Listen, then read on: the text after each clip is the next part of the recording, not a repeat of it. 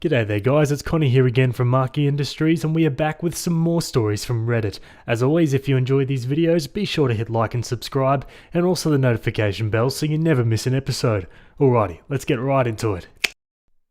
Alrighty guys, kicking things off on Am I Wrong? This one was written by a throwaway account, and it's titled, Am I Wrong? My friend told me she loves me 4 weeks before her marriage. My 35 male friend, Bree, 35 female, just told me she loves me 4 weeks before her marriage, and I'm not sure what I'm supposed to do here.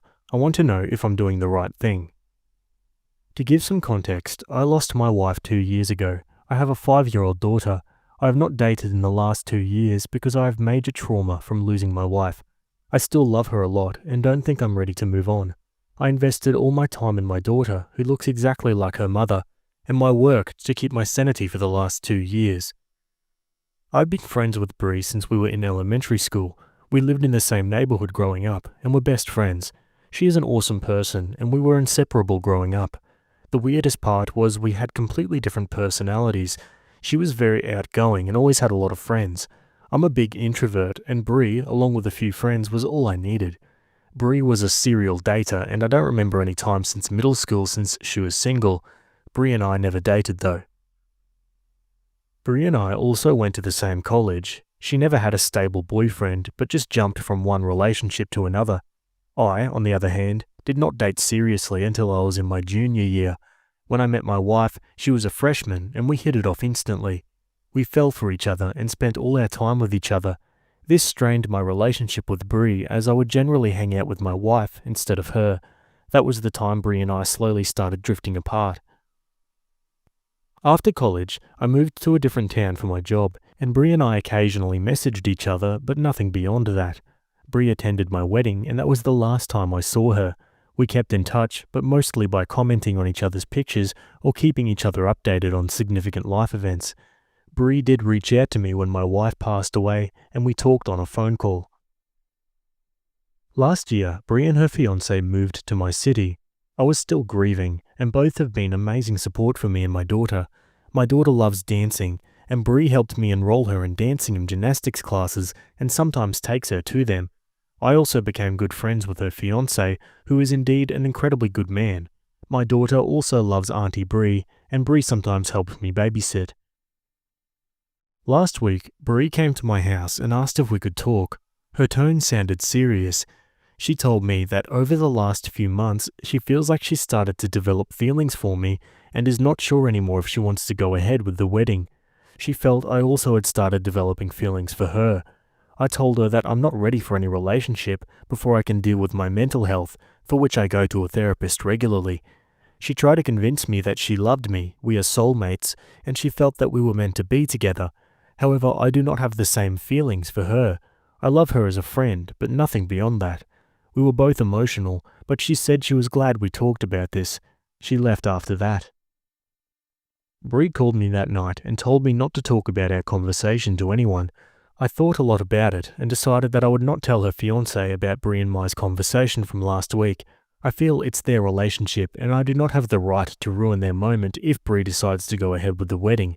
However, I feel guilty that her fiancé does not know anything about this and is going into a marriage where Bree might not be fully ready for it. Can you guys give suggestions on what I should do in this case? Am I wrong for not telling her fiancé about our conversation? Well, it's dangerous areas we're getting into here, and I feel like there's no easy way out regardless of what decision he makes. Let's go to the comments. I would tread carefully. Bree has some commitment issues and she pops this on you as she's getting ready to make the biggest commitment of her life. She may have true feelings for you. She may just be scared and thinks she has feelings for you. Protect your heart. One of the things I considered in his narrative was that Bree could have maternal feelings for his daughter and wants the complete package by marrying him, that whatever emotions and affections she's feeling could be tied to her niece as well. She doesn't just become a wife, but a mother too. That could be appealing to some, especially if the bond with her quote-unquote niece is really strong. It sounds like Bree wanted some kind of commitment from you and then she would leave her fiancé for you. It's not right to ask that of you. I'm glad you didn't go there. I would suggest that you get some distance from her and live your own life. She isn't treating you or her fiancé well. Stay away from her. Get this nut job out of your life. People like Bree are every guy's worst nightmare. They're never happy in relationships. They're never content, and they're always looking to jump ship and monkey branch to the next guy.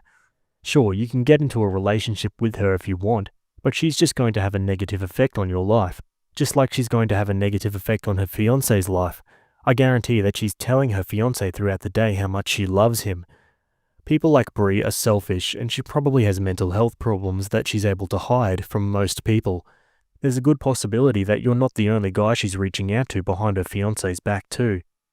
I absolutely think her fiancé should know. She's probably got him wrapped around her finger, so it probably won't make much difference, but it's still the right thing to do. Okay, now for an update, a month later.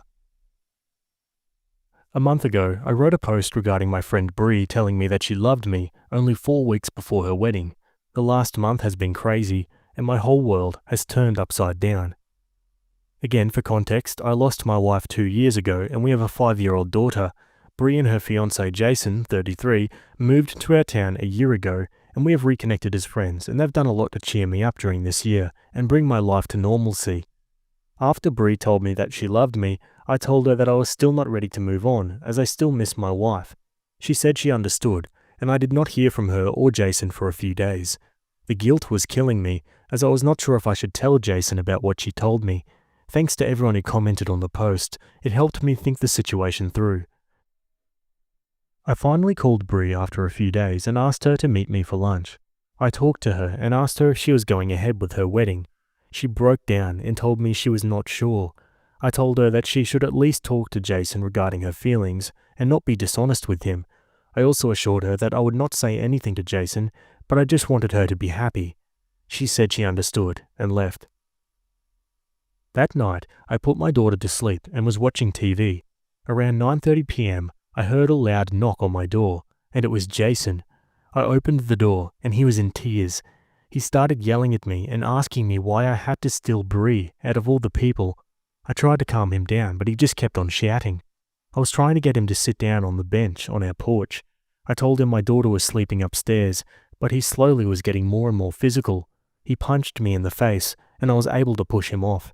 I told him to get out of my house, and he sat in his truck and drove away.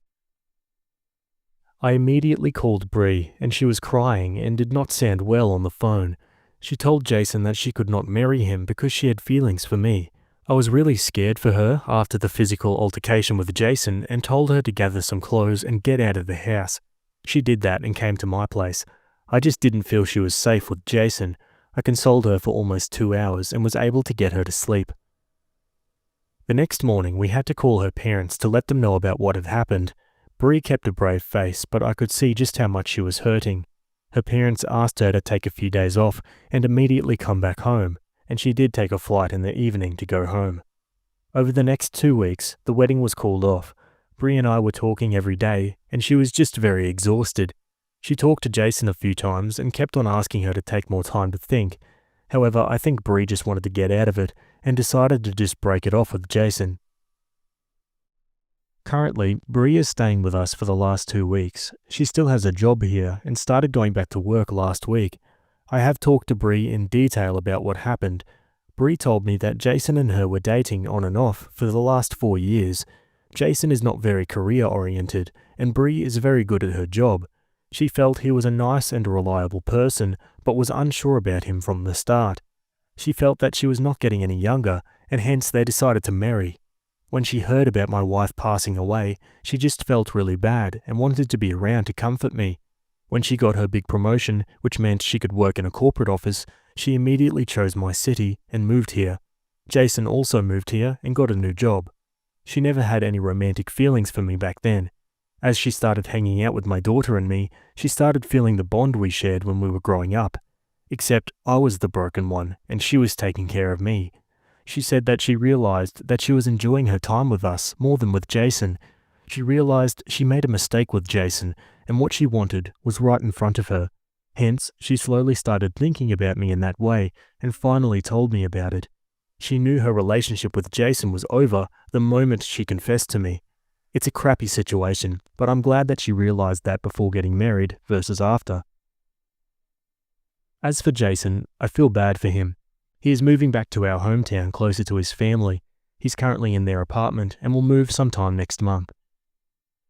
I know a lot of you would be curious if we were dating. We are not dating. I don't think I can date anyone right now, and neither should Brie. She is my friend, and I'm happy that she's staying with us and plans to be here until everything is sorted out. My daughter loves having Auntie Brie around too, so that's a bonus. Plus, it's really nice to see her slowly get back to normal. Thanks again for helping me during my last post. Cheers.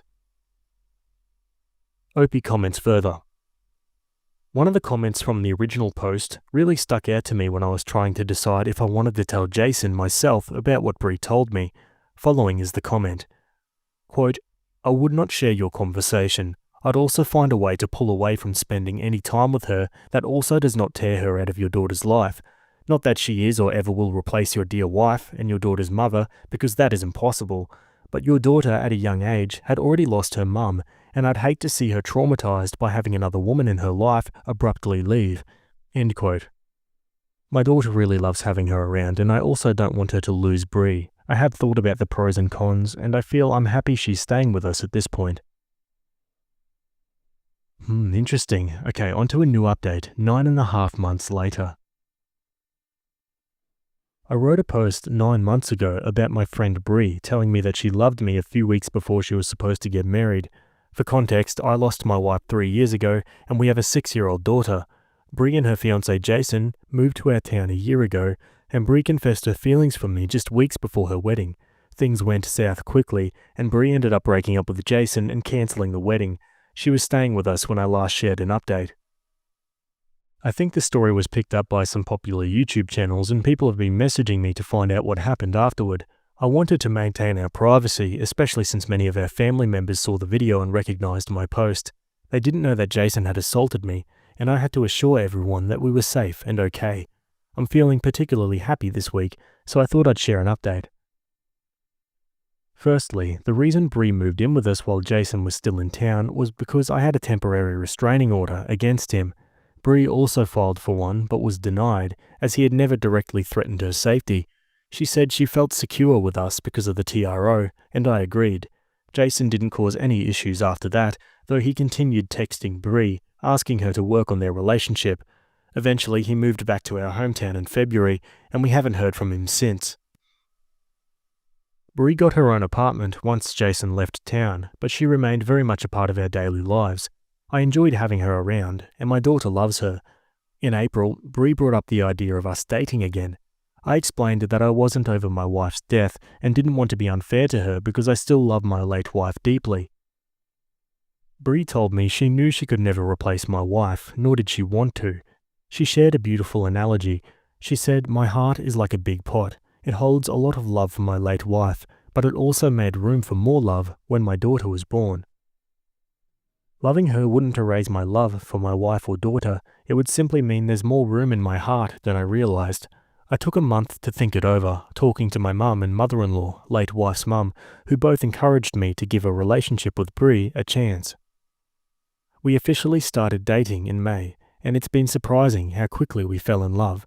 I think the strong foundation of our friendship helped a lot. The last 6 months have been amazing, and I've never seen my daughter so happy. She's a big chatterbox now and insists that Brie comes to all her school events and recitals. Sometimes I feel a little jealous of their bond, and even a bit left out of their little chats. The reason I'm writing this update is because I'm planning to propose to Brie this Christmas. It's not a surprise proposal. We went engagement ring shopping last weekend and finalized the ring. We also have wedding plans for next summer. I know it seems quick, but I can't imagine spending the rest of my life with anyone else. Brie deserves to officially be a part of our family. My daughter is thrilled, and she and Brie are already shopping for dresses for the engagement photo shoot.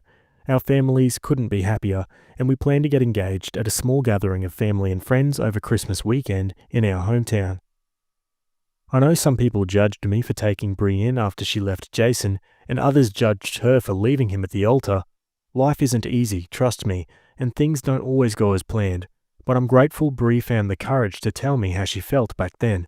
Thank you all again for your support on my last post. Damn, okay guys, and that's the end of that story. Geez, you really got to feel for Jason, and something about this just seemed calculated. I'm not sure, it just gives you an off feeling. Let's read some final comments. Thanks for the update. Glad things worked out and wish you both a great future. Opie says, thanks, we're excited for the next chapter. Wait, so why didn't she end her relationship before ever sharing with you that she had feelings for you? Opie replies, it was such a crazy time 4 weeks before the wedding. I know the right thing should have been the right thing to do. However, I'm also glad she did not go through with the wedding when her heart was not at the right place.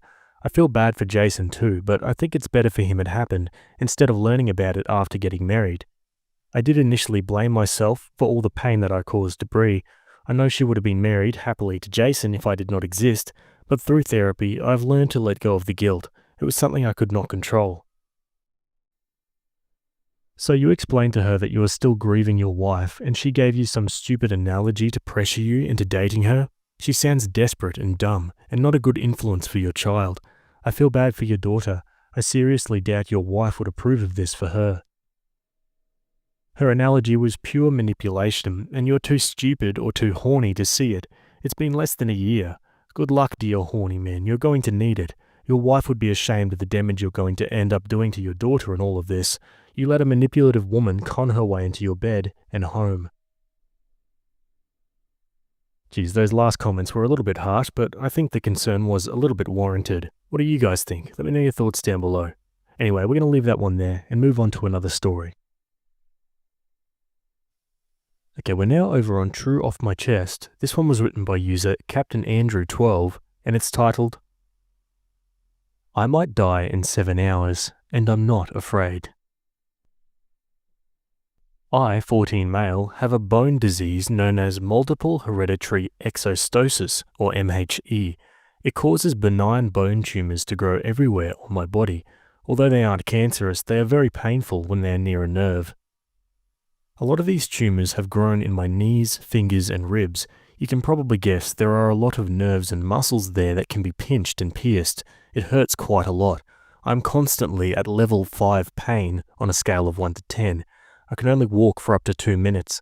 I can't write with a pen. If I couldn't type, this post wouldn't exist, lol. And I'm basically in agony. We have decided I'll go for surgery to saw off some of the most painful tumors in my knee. Hopefully this will restore my ability to walk. The doctors have also decided we should remove 2 of my ribs, which have cracked due to the tumors. They'll be replaced with metal, I think. There is a 20% chance of death with all of these very complicated procedures, and of course a chance this surgery doesn't change anything, or even makes it worse, rolling a less than 6-sided dice to determine if I live or die. But to be honest, I don't really care what happens in this surgery. If it works, great, I can walk again. If it fails and my condition stays the same or deteriorates, I've adapted to this disease enough. I can probably handle a few turns for the worst. And if I die, well, I suppose then there is no more pain. My friends say it's wrong for me to feel okay about dying. I'm not suicidal, I wouldn't kill myself if I had the chance, but I don't exactly care if I die at this point. It's in fate's hands at this point. Comment anything. In 7 hours, I'll be on the operating table that'll determine my destiny. Let's go to the comments. Perhaps your friends are saying it's wrong because they think they're trying to be strong for you when you're suffering, trying to give you their will to keep going, but don't know how to express themselves in a gentler way. I assume they're young, like you, and it's unlikely that they've had to come to terms with anything approaching what you've been through. They lack the maturity that's been forced on you, but they care about you. Opie replies, I think you're right about my friends. Thank you for putting it into perspective. I hope I'm using that phrase right, lol. Thank you, and I'll take care. You too, internet stranger. I'm sorry you're experiencing this, especially so young. That's not at all fair. I wish you a speedy recovery, and that you can have a normal life again. There's also nothing wrong with making peace with the myriad of possibilities that could happen. With only a 20% chance of death though, I'd say the odds are in your favor. Good luck with your surgery, OP. He replies, thank you for all the kind words and wishes. I know it isn't fair, but life ain't fair for anyone. Yes, there are so many things that could go right or wrong in this, so I might as well be ready for anything. Even though it's only 20%, well, you should see my luck at Monopoly and realize I'm probably screwed, lol. Hi, I'm an orthopedic surgeon in Western PA. I'm sorry to hear about your situation, however your odds of dying are far less than 20%. Less than 1% actually, unless there's something you're not telling us. 2 ribs and even a full knee replacement is very safe. Good luck to you. Opie says, Well, if my chance of death is less, then great, but my docs are saying the odds are high due to blood loss and other factors. I can't really say what other factors are in play, as my mum and surgeons handle most of the medical stuff. Well, I'm just here to rant before the surgery. Wish I could tell you more, but I am legitimately unsure about it. So I'm a biomedical engineer, and we're often the ones who aid in the design for procedures like you're going through. A big thing no one mentions about these things is that the averages are based on everyone who has had this done. The elderly, the morbidly obese, the immunocompromised, the addicted, everyone. If you're a 14-year-old, and believe me, being young has a lot to do with how you recover and how much damage you can take, like a monumental amount, then it's entirely possible that you've got significantly better odds than 20%, and your ability to bounce back from this might even surprise you. I can't tell you that it'll all be okay, but I can tell you where I'd put my money. Good luck. He replies, "Thank you for showing me the odds just might be better than expected. Still, best to prepare for everything, eh?" Someone asks, "Can you ask them to keep some of the bone they remove? That would be a wild souvenir to put on your shelf. Also goes without saying, I hope you don't die, but if you do, and you want someone to haunt, I'm down." Opie says, "A piece of rib on the wall. Sounds like a very good artifact. Also, I'll be sure to jump scare you at 3 AM if I become a ghost, lol." "Hell yeah, man. I'll keep a light on for you so you can find your way here. You can pass on info from the other side and I can spread your messages to the masses. We can eventually take our show on the road, but we'll no doubt split due to creative differences. Those, of course, being I make all the money and you don't because, ghosts can't use human currency. But if there is ghost currency, you'll be golden." Opie says, "We'll start a human ghost pyramid scheme and it will be the most profitable business. We will surpass Jeff Bezos and Elon Musk with all the great profits." My dad had a 20% chance in knee replacement surgery with complication and died days later. We had the discussion. I told him to go to the light if he saw it, and if he felt he wanted to stay, he could, and that I would be okay. Days later, he died of a blood clot. I'm sorry at your age, you're galvanized by such a challenge. I also see your alacrity. Consciousness is everything. Eyes open, my friend. My heart breaks for you and hopes for you. Opie says, "Thank you. My uncle also tells me to go to the light if it's seen. Let's see what fate has in store." "Anything you want people to do to honor you?" "To honor me, just find a moment to be happy. Hang out with a good friend, play a cool video game, or just sit at home watching Netflix. Be happy, and I'm happy." Yeah, that's a great sentiment to get around, and it's great to see that Opie can make light of a situation, especially at his age. I mean, 14 is such a young age to confront something like this. Anyway, he makes a couple edits. Soon about to enter the operating room. Welp, this is it. Let's see our fate. And then several hours later, "I'm alive, let's go. Recovery pain's a B, but otherwise, I'm fine." A couple comments. "Wish you all the best. Greetings from Switzerland." Opie says, "Thank you, and I'm alive, from Singapore." "I'm so glad you made it. How is the feeling heading up to going under? Any regrets or other thoughts? If you don't feel like sharing, I totally understand." Opie says, "I was pretty calm when I went into the operating room. As said in the post, I'd come to terms with all the possibilities. Also, I got laughing gas for a while before I fell asleep. Very nice feeling, lol. I didn't really have any regrets. I also didn't think much, lol. I do remember humming Sabatons to hell and back when I was going under though, Lamau." Yes, great to hear. Okay, now for an update 3 weeks later. Hello lads, you may remember my previous post. If not, here's a quick recap. I have a bone disease known as MHE, which causes non-cancerous bone tumours to grow across the body. Although they aren't cancerous, they still cause problems such as causing my legs to not be able to walk longer than 3 minutes and causing pain in my legs. Due to this, my doctors suggested I do a surgery to remove the bone tumours in my ribs and knees. They'd have to remove 2 entire ribs as the tumours were inside the rib. I was prepared for any result of the surgery, didn't really care whether I lived or died. I had prepared for death and was hoping to live. I'll write what happened on each day in the hospital and each week at home. Day 1 in hospital. It was early morning when I entered the hospital. I had texted some friends and hugged my sisters and mum. I then went to the operating room with my dad, and the doctors took over from there. Quick briefings happen, then the gas mask is on, and I inhale anesthesia. Whatever happened, it would be alright. And I wake up. Yep, I'm alive and feeling pretty weird. The surgery was successful, very nice. The doctors wheel my bed to the ward, and my mum's overjoyed. Once I'm aware enough to use my phone, I text my family and friends. They are all glad to see me alive. I also updated my post on Reddit and posted a "I lived bitch" meme selfie on my profile. I eat dinner and it's time for bed. Then I wake up in the middle of the night. Oh shoot, I can't breathe properly without immense pain. The one thought in my mind was, God damn it, did I celebrate too early? I call the nurse, he gets me an O2 mask and breathing returns back to normal. With not much else to do, I return to slumber. Day 2. The doctors are concerned about what happened last night, so I do an x-ray on my chest. They decide it's all right, and I go back to the ward. The thing that happened on day 1 wouldn't happen again, fortunately. Day 2 was spent mostly lazing around, being in pain, playing dumb Roblox games, and learning to sit up on the bed with the help of my physiotherapist. Not sure what else to say. Day 2 was boring. Oh, and I barely got sleep because there were 3 children crying at night in the ward. Day 3. Well, day 3 is much more interesting. On this day, the physiotherapist came and told me I should relearn how to walk. She trains me to stand up, gets mad at how I'm not standing straight. Mercy, please, my knees just got operated on, and we begin walking for a few steps. I need a lot of support, and it hurts like absolute hell, but it's progress at least. I can make it to the toilet, but I still refrain from using it as sitting down on the low toilet would hurt, worse than hell. We also remove the bandages on my chest. The doctors say they look pretty good. He adds a waterproof transparent spray thingy onto my wounds so I can sponge bath easier. I got a bit of a fever, presumably from an infection, but it's nothing serious. And the night is much better, only 2 kids cry. Day 4. I practice walking a bit more, and I can walk down the entire hallway. I need support for this though. The physiotherapist decides that now I'm slowly regaining ability to walk, I can go now. Dismissal forms are prepared, and I leave before lunch. I take an ambulance home, as I live in Singapore where ambulances don't cost your life savings. Flex on the Americans. First time in an ambulance, so pretty neat.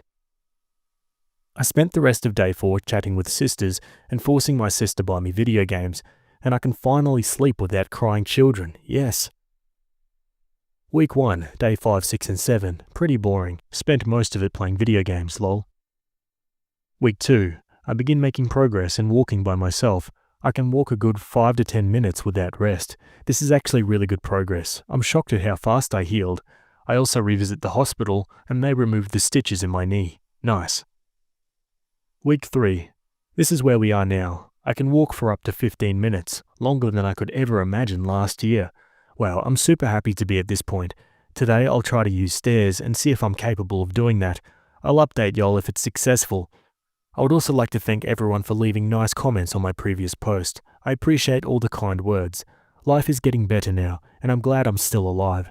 I'm excited to enjoy every moment of life, now with the ability to walk. I'll gladly reply to any questions you all have. Opie gives a mini update 2 months later. I can now do like 2 stories worth of stairs. Very good development from someone who until 2 months ago was wheelchair bound. Now for another update, 9 months later. Hey guys, it's been ages. Sorry for the lack of updates. I've been busy living life, and I'm admittedly kind of a lurker nowadays and don't post or comment much. So, what has changed? Some good and bad things have happened. My ribcage feels completely fine nowadays. I can breathe without issue. Hooray for nitrogen and oxygen. Thanks for being able to enter my lungs without making them touch egg-sized tumours. Unfortunately, my legs have regrown some tumours and they hurt again. The doctors don't want to operate again as the tumour is near some major nerves this time around and would also take a lot of digging through muscles and stuff. So I'm back in the wheelchair with limited walking abilities, about 10 minutes max. I guess breathing is a lot more important than walking, so I'd consider the surgery to still be a beneficial thing. Regardless, I had a few things to talk about. I've gotten a lot of messages from people concerned about me. That's why I want to make this post. First up, some people want to share my post on other platforms. Feel free to do it. Just link my Reddit post and account. Will do, brother. Secondly, some people with the same illness as I am wanted to reach out to me. Sorry for not responding. I have so many DMs and I simply don't look at them all. I'll probably get to you in a while. The last thing, a lot of people complimented my writing styles on those posts. Thank you very much. I try my best to make my English teachers proud. I'm also considering getting a writing career, though it seems very difficult to do so. Might consider writing short stories and making money from Patreon. And that's all I have to say. I'm somewhat happy with my life. Maybe one day I'll walk for more than 10 minutes again, but until then, thank you for all the support. Thank you for the many kind messages. Thank you for making me so much less strained on March 9th. Someone in the comments told me the percentages were for old people, and I was actually very likely to survive that surgery. That was assuring. Thank you, kind stranger. Love you all, and adios. And on to a new update, 2 years later. Hey, I've recently turned 16. Just wanted to give an update on my life. I'm still sick, unfortunately. That's the sad part of chronic illnesses, but that's alright. I've coped with it, and I thank you for reading this for whatever reason years later. Also, I know that the percentages my younger self wrote were absolute nonsense according to a few commenters. Apologies, I was a 14-year-old who was panicking because of the surgery. My odds of survival were likely much higher than I anticipated back then. Still, this post really did portray how I felt before a possibly life-changing surgery. Once again, thanks for taking the time to read this really old post. I hope you enjoyed my story. That I did, and I really hope Opie's thriving now. I can't imagine living with something like that, but it sounds like he's coping well. Let's go to some final comments. I hope they find a treatment for the tumour development. Opie's chronic disease is even crappier than mine is. I have this disorder. The only treatment is tumour removal when they cause problems. I had 18 surgeries when I finished high school. One of them caused me to have drop foot for like 2 years. There's no other treatment. It's not cancerous. It's a dominant gene too, so you have a 40 to 50% chance to pass it to your kids. From one chronically ill 30 diagnosis in a trench coat in the shape of a human person to another, F yeah, OP. Keep kicking life's ass. It's slightly easier to do so in the wheelchair, frees up the legs for kicking. Humour is a valid coping strategy, right? I might die today. 2-year update. I have a sneaking suspicion I know how it went. Yeah, and thank God for that. Anyway, guys, we're going to leave that story there. As always, I'd love to hear your thoughts down below. Anyway, we're going to move on. Okay, jumping over to Am I the A-hole? This one was written by user LastAdvice5907, and it's titled, Am I the A-hole for switching out my daughter's school lunches behind my wife's back? My wife Sarah, 36, and I, 35, have an 11-year-old daughter named Lily. Lily had begun attending 6th grade in September, but this problem only recently became a major issue. Sarah is Indian and makes great dishes that the whole family enjoys, and tends to pack these lunches for Lily as well.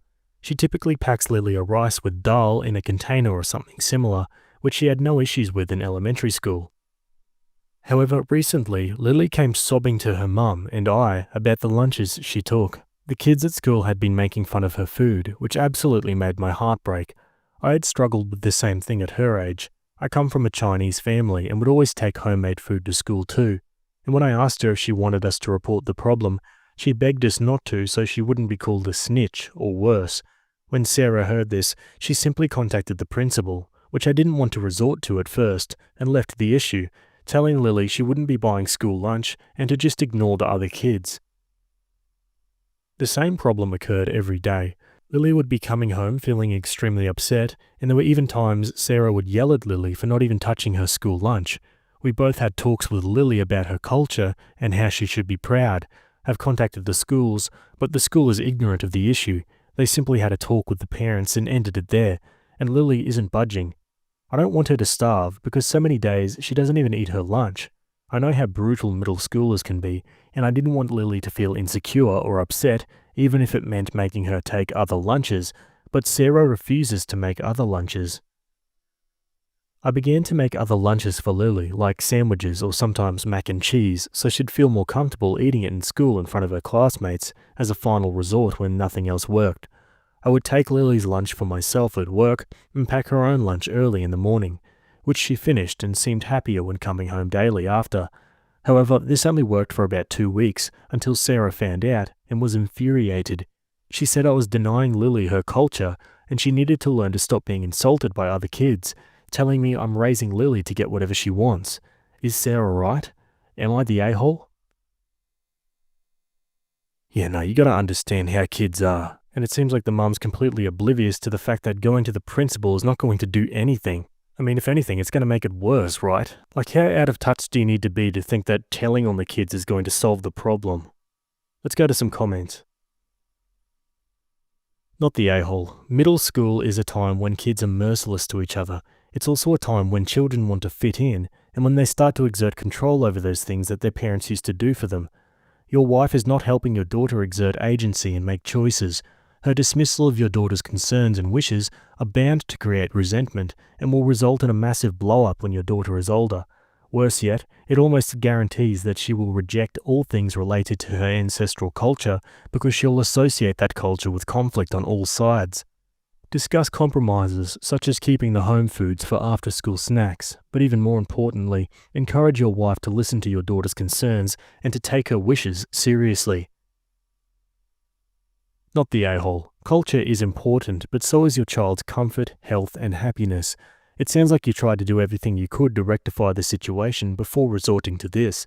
If your daughter was so distraught that she wouldn't even eat her lunch, then this is probably for the best. Side note, if your wife cares that much about your daughter valuing her culture, she probably shouldn't force her to engage with it in a way that causes her so much stress. That sounds like a pretty good way to teach her to resent it. Not the a-hole. Let's call a spade here. Your daughter is being bullied for her lunches at school by her peers, and at home by your wife. It's absolutely terrible your daughter is being subjected to racist bullying at school. But the solution isn't yelling at her and forcing her to be subject to more racist bullying at school. That is more likely to make her resent her Indian heritage than to be proud of it. Until Lily is in an environment where she feels safe bringing her cultural food, let her bring safe lunches to school and teach her a love of Indian cuisine and her culture at home. Yeah, absolutely. Okay, Opie updates 8 hours later. Okay, so I'll start by saying thank you for all the comments. A lot of people agreed with me. Some told me I should let Lily pick her lunch.